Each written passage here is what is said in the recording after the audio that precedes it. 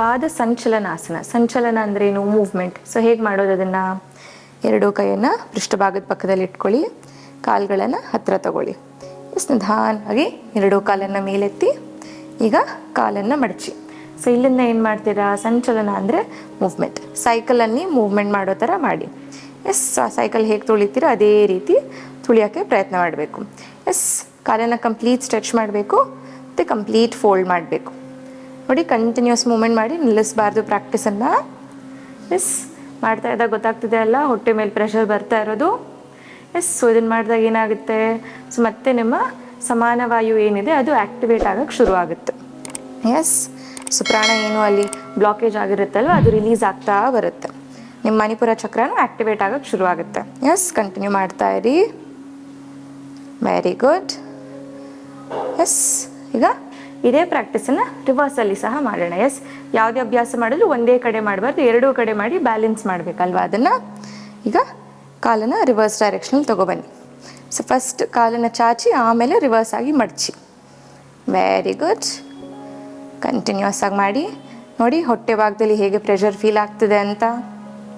ಹೊಟ್ಟೆ ಭಾಗದ ಮೇಲೇ ಸಂಪೂರ್ಣ ಗಮನ ಇರಬೇಕು. ಇನ್ನೊಂದು 2 ಸುತ್ತು ಮಾಡಿ. Very good. ನಿಧಾನವಾಗಿ ನಿಲ್ಲಿಸಿ, ಕಾಲನ್ನು ನೆಲದ ಮೇಲೆ ಇಡಿ. ವಾಪಸ್ ಶವಾಸನಕ್ಕೆ ಬಂದು ರಿಲ್ಯಾಕ್ಸ್ ಮಾಡಿ. ವಿಶ್ರಾಂತಿ. ನೋಡಿ ನಿಮ್ಮ ಉಸಿರಾಟ ಹೇಗೆ ಬದಲಾಗಿದೆ ಪ್ರಾಕ್ಟೀಸ್ ನಂತರ ಅಂತ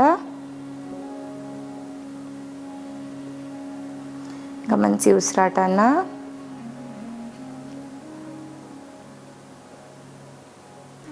ನೆಕ್ಸ್ಟ್ ಅಭ್ಯಾಸ ಏನು? ಸುಪ್ತ ಪವನ್ಮುಕ್ತಾಸನ. ಸೊ ಪವನ್ಮುಕ್ತಾಸನ ಅಂದರೆ ಏನು? Wind releasing pose. ಸೊ ಇದನ್ನು ತುಂಬ ಊಟ ಮಾಡಿದ ತಕ್ಷಣ ಹೊಟ್ಟೆ ಹಿಡ್ಕೊಂಡಾಗಿದೆ, ಉಬ್ಬಸ ಅನ್ನಿಸ್ತಿದೆ, ಸೊ ಅವರಿಗೆ ಪ್ರಾಕ್ಟೀಸ್ ತುಂಬ ಹೆಲ್ಪ್ ಆಗುತ್ತೆ. ಸೊ ನೋಡೋಣ ಹೇಗೆ ಮಾಡೋದು ಅಂತ. ಕಾಲ ಹತ್ರ ಇಟ್ಕೊಳ್ಳಿ, ಕೈಯನ್ನು ಪೃಷ್ಠಭಾಗದ ಪಕ್ಕದಲ್ಲಿ ಇಟ್ಕೊಳ್ಳಿ. ಈಗ ಇಲ್ಲಿಂದ ಏನು ಮಾಡ್ತೀರಾ? ಉಸಿರು ತಗೊಂಡು ಎರಡೂ ಕಾಲನ್ನು ಮೇಲೆತ್ತೀರ. ನಿಧಾನವಾಗಿ ಈಗ ಬಲಗಾಲನ್ನು ಮಡಚಿ. ಎಡಗಾಲು ನೇರವಾಗಿ ಇರಬೇಕು, ಬೆರಳು ಚೂಪಾಗಿರಲಿ. ಕೈಗಳಿಂದ ಇಂಟರ್ಲಾಕ್ ಮಾಡಿ ನಿಮ್ಮ ಬಲಮಂಡಿಯನ್ನು ಇಟ್ಕೊಳ್ಳಿ. ಸೊ ಇಲ್ಲಿಂದ ಏನು ಮಾಡ್ತೀರಾ? ಉಸಿರು ತಗೊಂಡು ತಲೆಯನ್ನು ಮೇಲೆತ್ತೀರ. ಸಾಧ್ಯವಾದಲ್ಲಿ ನಿಮ್ಮ ಹಣೆಯನ್ನು ಮಂಡಿಗೆ ತಗ್ಸಿ. ಇಲ್ಲ ಕಷ್ಟ ಆಗುತ್ತೆ ಅಂದರೆ ಎಷ್ಟಾಗುತ್ತೋ ಅಷ್ಟಕ್ಕೆ ರೇಸ್ ಮಾಡಿ. ಮುಟ್ಲೇಬೇಕು ಅಂತ ಏನಿಲ್ಲ, ಸಾಧ್ಯವಾದಲ್ಲಿ ಮಾಡಿ. ಉಸಿರನ್ನು ಬಿಡ್ತಾ ಕೆಳಗೆ ಬನ್ನಿ. ಇನ್ನೊಂದು 3 ಸುತ್ತನ್ನು ಮಾಡೋಣ ಇದೇ ರೀತಿ. ಉಸಿರು ತಗೊಂಡು ಕತ್ತನ್ನು ಮೇಲೆತ್ತಿ. Very good. ಉಸಿರನ್ನು ಬಿಡ್ತಾ ನಿಧಾನವಾಗಿ ಕೆಳಗೆ ಹೋಗಿ. ಮತ್ತೆ ಉಸಿರು ತಗೊಂಡು ಮೇಲೆ ಬನ್ನಿ. ಉಸಿರನ್ನು ಬಿಡ್ತಾ ಕೆಳಗೆ. ಕೊನೆಯ ಸುತ್ತು ಹೋಲ್ಡ್ ಮಾಡೋಣ. ಉಸಿರು ತಗೊಂಡು ಮೇಲೆ ಬನ್ನಿ. ಸೊ ಹೋಲ್ಡ್ ಮಾಡಿ ಇದೇ ಪೊಸಿಷನಲ್ಲಿ ಇರೋಕ್ಕೆ ಟ್ರೈ ಮಾಡಿ. ನೋಡಿ ಹೊಟ್ಟೆ ಮೇಲೆ ಹೇಗೆ ಪ್ರೆಷರ್ ಇನ್ಕ್ರೀಸ್ ಆಗ್ತಿದೆ ಅಂತ. ಸೊ ಈಗ ನೀವು ಅಬ್ಸರ್ವ್ ಮಾಡ್ತೀರಾ, ಯಾರಿಗಾದರೂ ಬ್ಲೋಟಿಂಗ್ ಇದ್ದರೆ, ಹೊಟ್ಟೆಲಿ ಗ್ಯಾಸ್ ತುಂಬ್ಕೊಂಡಂಗಿದ್ರೆ ಗ್ಯಾಸ್ ಈಗ ಪಾಸ್ ಆಗ್ತಾ ಇರುತ್ತೆ. ಸೊ ಅದಕ್ಕೆ ಇದನ್ನು ಪವನ ಮುಕ್ತ ಆಸನ. ಸೊ ಗ್ಯಾಸ್ ಏನು ಹೊಟ್ಟೆಲಿ ತುಂಬ್ಕೊಂಡಿರುತ್ತೆ ಅದನ್ನು ರಿಲೀಸ್ ಮಾಡೋದಕ್ಕೆ ಹೆಲ್ಪ್ ಮಾಡುತ್ತೆ ಇದು. ಉಸಿರನ್ನು ಬಿಡುತ್ತಾ ರಿಲ್ಯಾಕ್ಸ್ ಮಾಡಿ. ಕೈಗಳನ್ನು ಬಿಡಿ, ಎರಡೂ ಕಾಲನ್ನು ನಿಧಾನವಾಗಿ ನೆಲದ ಮೇಲೆ ಇಡಿ. ನೋಡಿ ಡಿಫ್ರೆನ್ಸ್ ಅಬ್ಸರ್ವ್ ಮಾಡೋಕ್ಕೆ ಟ್ರೈ ಮಾಡಿ, ಬಲಗಡೆಗೆ ಮತ್ತು ಎಡಗಡೆಗೆ. ಸೊ ಈಗ ಇದೇ ಪ್ರಾಕ್ಟೀಸನ್ನು ಎಡಗಡೆ ಸಹ ಮಾಡೋಣ. ನಿಧಾನವಾಗಿ ಕಾಲುಗಳನ್ನು ಮೇಲೆತ್ತಿ. ನಿಧಾನವಾಗಿ ಎಡಗಾಲನ್ನು ಮಡಚಿ ಕೈಯನ್ನು ಲಾಕ್ ಮಾಡಿ ಹಿಡ್ಕೊಳ್ಳಿ. ಉಸಿರು ತಗೊಂಡು ಮೇಲೆತ್ತಿ. Very good. ಉಸಿರು ಬಿಡ್ತಾ ಕೆಳಗೆ ಬನ್ನಿ. ಗಮನ ಇರಲಿ, ನಿಮ್ಮ ಬಲಗಾಲು ನೇರವಾಗಿ ಇರಬೇಕು, ಕಾಲನ್ನು ಮಡಚೋ ಆಗಿಲ್ಲ. ಉಸಿರು ತಗೊಂಡು ಮತ್ತೆ ಮೇಲೆ ಬನ್ನಿ. ಉಸಿರು ಬಿಡ್ತಾ ಕೆಳಗೆ. ಉಸಿರು ತಗೊಂಡು ಮೇಲೆ ಬನ್ನಿ. ಉಸಿರು ಬಿಡ್ತಾ ಕೆಳಗೆ. ಕೊನೆಯ ಸುತ್ತು ಹೋಲ್ಡ್ ಮಾಡೋಣ. ಉಸಿರು ತಗೊಂಡು ಮೇಲೆ ಬನ್ನಿ. Very good. ಹೋಲ್ಡ್ ಮಾಡಿ ಇಲ್ಲಿ. ಉಸಿರಾಡ್ತಾ ಇರಿ, ಉಸಿರನ್ನು ಹಿಡ್ಕೋಬಾರ್ದು ಇಲ್ಲಿ. ನಿಧಾನವಾಗಿ ರಿಲೀಸ್ ಮಾಡಿ. ಕಾಲುಗಳೆರಡನ್ನು ಚಾಚಿ ನೆಲದ ಮೇಲೆ ಇಟ್ಕೊಳ್ಳಿ. ವಾಪಸ್ ಶವಾಸನಕ್ಕೆ ಬನ್ನಿ. ಕಣ್ಮುಚ್ಚಿ ರಿಲ್ಯಾಕ್ಸ್ ಮಾಡಿ ಉಸಿರಾಡ್ತಾ ಇರಿ.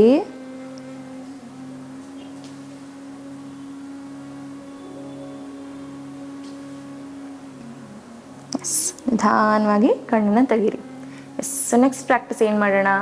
ಸುಪ್ತ ಉದರಕರ್ಷಾಸನ. ಸೊ ಹೇಗೆ ಮಾಡೋದು ಅದನ್ನು? ಎಸ್, ನಿಧಾನವಾಗಿ ನಿಮ್ಮ ಎರಡೂ ಕೈಯನ್ನು ಚಾಚಿ. ಎಸ್, ಭುಜದ ನೇರವಾಗಿರಬೇಕು ಕೈ. ಆ್ಯಂಡ್ ಕೈಗಳು ನಿಮ್ಮ ಹಸ್ತ ಏನಿದೆ ನೆಲದ ಕಡೆಗೆ ತಿರುಗಬೇಕು. ಓಕೆ, ಸೊ ಇದರಲ್ಲಿ ಏನು ಮಾಡ್ತೀರಾ?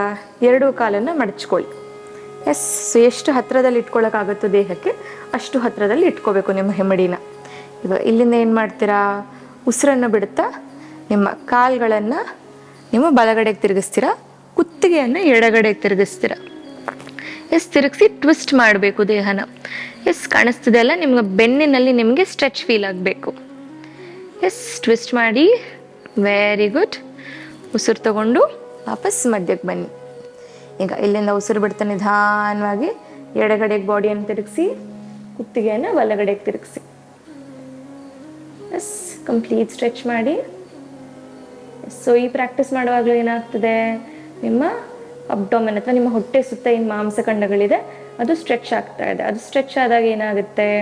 ಸೊ ರಕ್ತ ಸಂಚಾರ ಹೆಚ್ಚಾಗುತ್ತೆ. ರಕ್ತ ಸಂಚಾರ ಹೆಚ್ಚಾಗ್ತಿದ್ದಂಗೆ ಇನ್ನೂ ಏನಾಗುತ್ತೆ? ನಿಮ್ಮ ಪ್ರಾಣಶಕ್ತಿ ಏನಿದೆ ಅದೂ ಚೆನ್ನಾಗಿ ಸರ್ಕ್ಯುಲೇಟ್ ಆಗಕ್ಕೆ ಶುರುವಾಗುತ್ತೆ. ಎಸ್, ಕೊನೆಯ ಸುತ್ತು ನಿಧಾನವಾಗಿ ಮಧ್ಯಕ್ಕೆ ಬನ್ನಿ. ಎಸ್, ಎಡಗಡೆಗೆ ತಿರುಗಿಸಿ ಬಾಡಿಯನ್ನು, ಕುತ್ತಿಗೆನ ಬಲಗಡೆಗೆ ತಿರುಗಿಸಿ. ಎಸ್, ವಾಪಸ್ ಮಧ್ಯಕ್ಕೆ ಬನ್ನಿ.